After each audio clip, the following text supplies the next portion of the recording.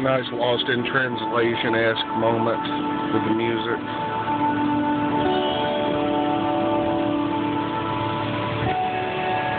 Oh, you can't see that.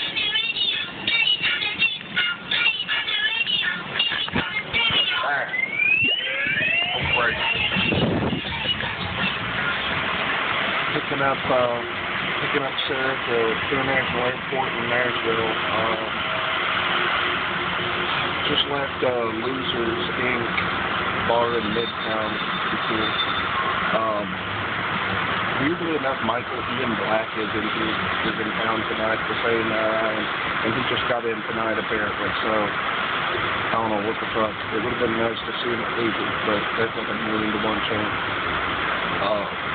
I'm wondering if he's on that McCain thing that he said he was going to do, but I'm just not sure. So, it's on Wikipedia randomly.